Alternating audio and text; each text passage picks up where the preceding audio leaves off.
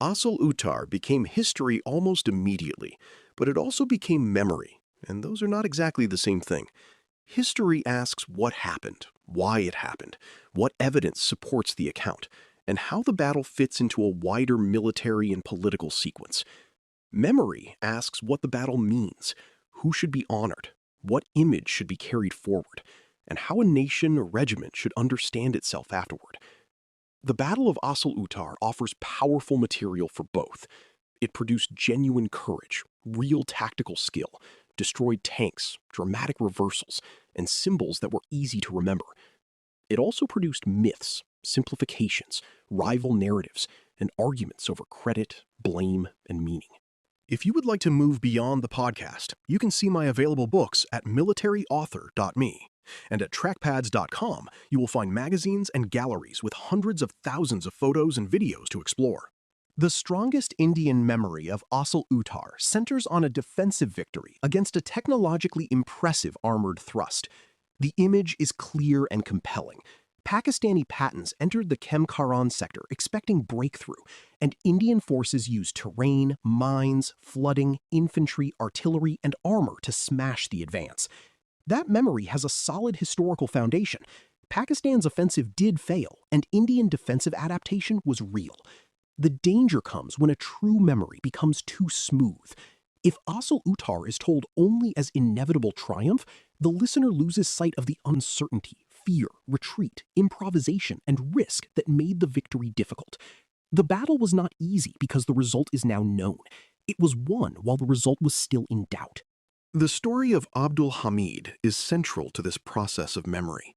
His courage with a jeep-mounted recoilless rifle became one of the most famous individual stories of the battle, and his posthumous award of the Paramveer Chakra gave that memory formal national recognition.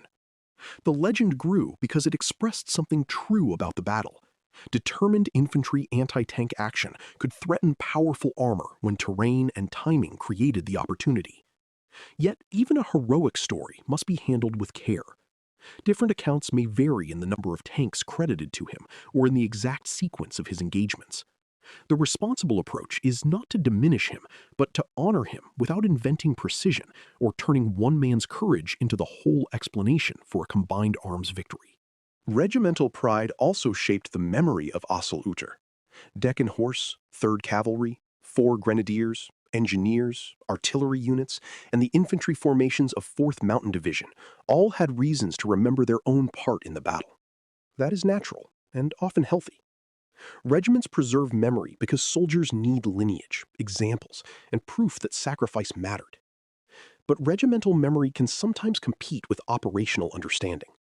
One unit's story may expand until other arms disappear.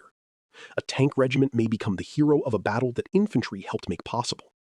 An infantry legend may overshadow artillery and engineers. Asal-Uttar deserves a wider frame because its central lesson is integration. The victory came from many arms acting together under pressure. Pakistani memory of Asal-Uttar has been different, as one would expect after a failed offensive. Defeat creates its own narrative pressures. It invites explanations about poor command decisions, bad terrain, delays, inadequate reconnaissance, Indian flooding, lack of infantry support, or the larger political circumstances of the war. Some explanations may be valid, some partial, and some defensive. No army enjoys dwelling on failure, especially when that failure involves the loss or abandonment of prestigious tanks. Yet studying failure is one of the most valuable military habits. The Pakistani side of the story matters because it reminds us that the battle was not a morality play. It was a contest in which one side's assumptions, systems, and decisions broke down under battlefield pressure. Rival narratives often begin with numbers. How many tanks were destroyed, how many were captured, how many were lost by each side, and who deserves credit for each vehicle. These questions are understandable, but they can become traps. Battlefield counting is difficult, especially when vehicles are damaged, recovered, abandoned, later destroyed, or claimed by more than one weapon. Wartime reporting and post-war pride can also distort figures. Exact totals vary across accounts, and responsible narration should avoid false certainty where the record is disputed. The larger truth does not depend on a perfect number.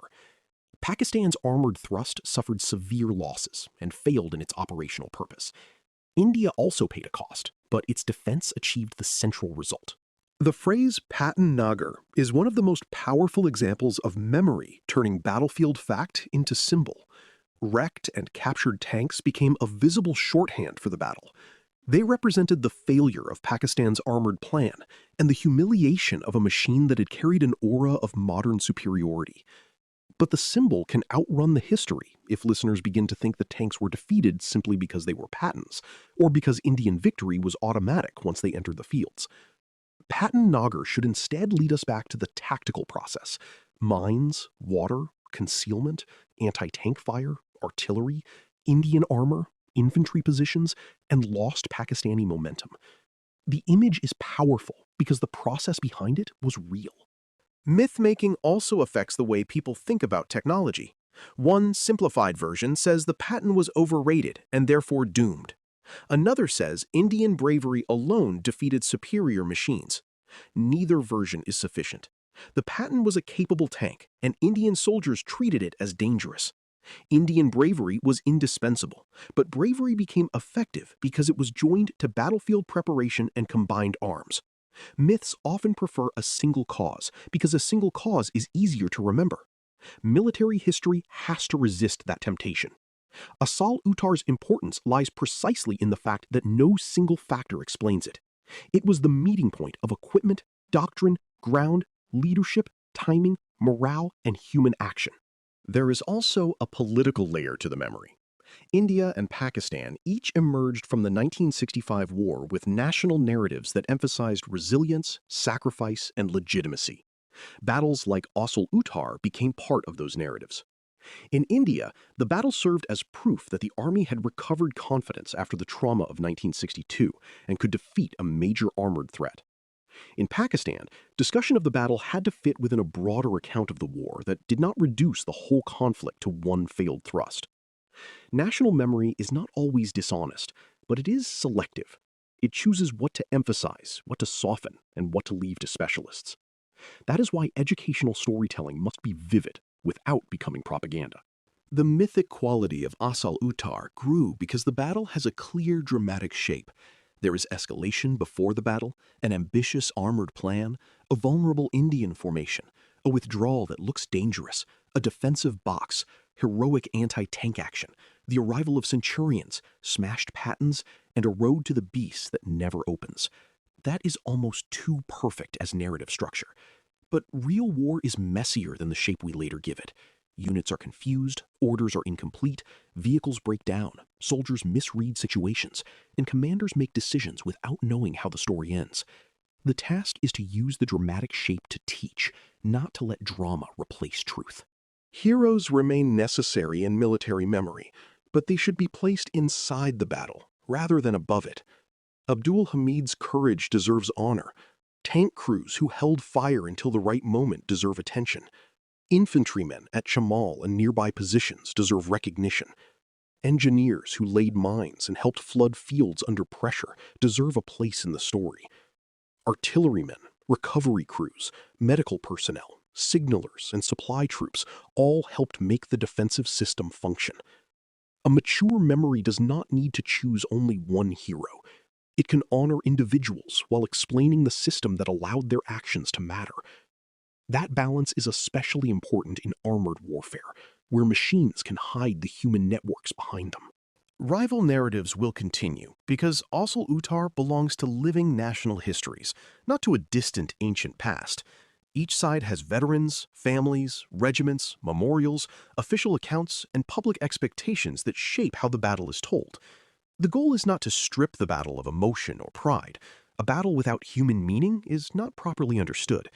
The goal is to keep pride from replacing analysis and to keep analysis from becoming bloodless.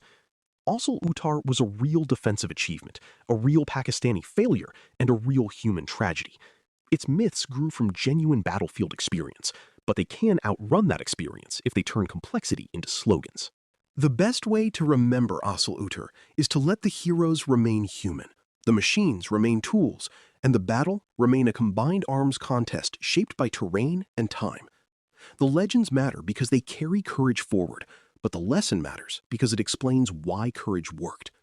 Pakistan's armored thrust did not fail because myth demanded it.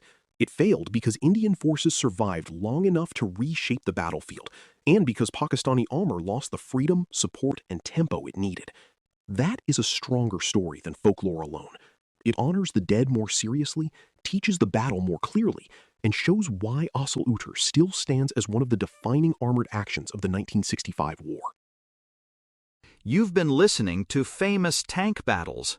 These battles were never just about machines. They were about doctrine, terrain, firepower, logistics, and the hard problem of turning shock into victory. For more military history writing and books, visit militaryauthor.me. And for magazines, podcasts, and a massive archive of military photos and video, visit trackpads.com. Thanks for listening.